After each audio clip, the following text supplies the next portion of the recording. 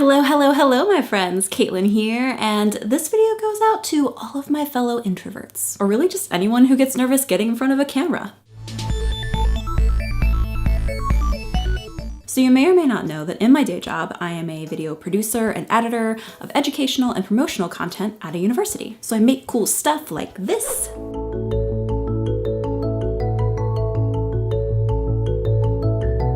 And like this.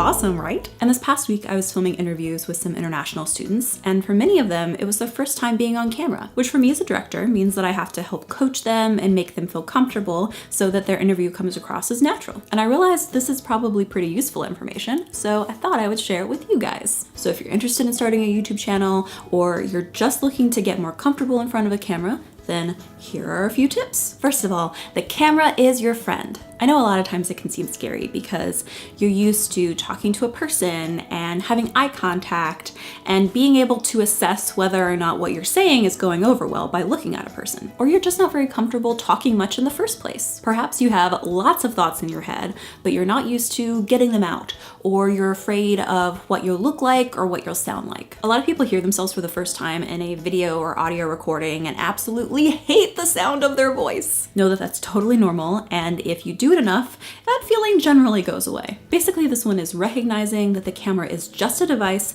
that's allowing you to speak through it. And that brings us to point 2, which is to ignore the camera. So if you're doing a vlog style video like this, or something just where you're generally talking to the audience, then you are going to be looking at and talking to the camera. But don't think about it as a camera. Imagine it as a person. Now, I know that's weird, but it's the best way to help you feel more natural. It's like you're talking to your mom or someone who's just like super encouraging and got like that whole cheerleader squad behind her, like, yeah, go you. Now, if you're giving an interview or you're doing something that's not directly talking to the camera, then it's really important that you ignore the camera. Want to look awkward in an interview? Then nervously glance between the interviewer and the camera, and you got it. I know this is hard, and it's unlikely that you'll master this on your first on-camera interview, and that's totally okay, but just try to remember that your interviewer is your main point of focus and not the camera. This leads us into point 3, which is ignore the world around you. This is probably more important if you're being interviewed because there's usually a director or camera person in the room, like me, or there might be a weird noise in the hallway, or you start worrying about what you're saying and how it's sounding, or you're worried about why the interviewer is looking down at their notes and not looking at you and nodding along. Guess what? You are most likely saying the right things, and the interviewer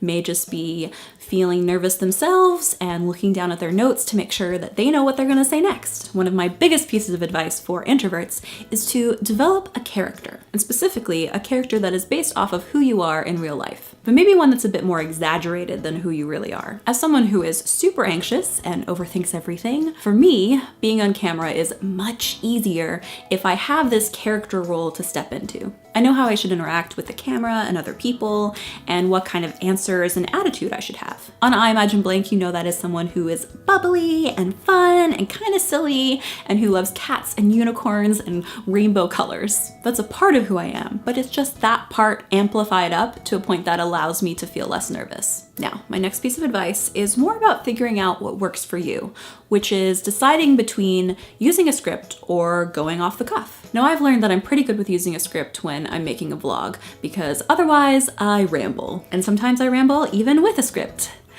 Oops. But I cannot use a script for interviews or any kind of video that involves interaction with other people. I am much better going off the cuff then. If I have a script and my intention is to lightly reference it, then I find myself getting anxious and blanking on what I was going to say because I'm thinking too hard about my exact words and what I was trying to connect with in the next point, and it's just a mess. But it just depends on what works for you and what kind of situation you're gonna be in, and it all just takes trial and error. And finally, maybe the most important piece of advice here, don't be afraid to mess up. Like, duh. But gosh, you wouldn't believe the number of people I've worked with that can get so flustered from just messing up a little bit and then just like get in their head and can't get back on track and then are so apologetic to me. Like, it's okay. The great thing about video is that if you mess up, we can cut it out. Or even better, you can do it again as many times as you need until you get it right. Just like this. But hey, guess what? Next, one of my biggest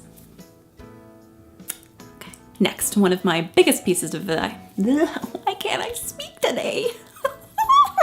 So hopefully some of this is helpful and can alleviate some of your fears and nerves if you're going to be doing an interview soon or thinking about starting a YouTube channel. Also, with how important video is these days, with marketing and just kind of how it permeates our entire lives if you use social media at all, then being comfortable in front of a camera is actually a really good skill to have. So if you enjoyed this video and want to see me make other content like this, because I can tell you all about the video world, man, then just let me know what you'd like me to cover down in the comments. And as always, remember that you can check me out on these other social media sites. And if you haven't already, don't forget to subscribe and hit that notification bell so you know the moment there's a new video. And I'll see you guys next Thursday. Bye.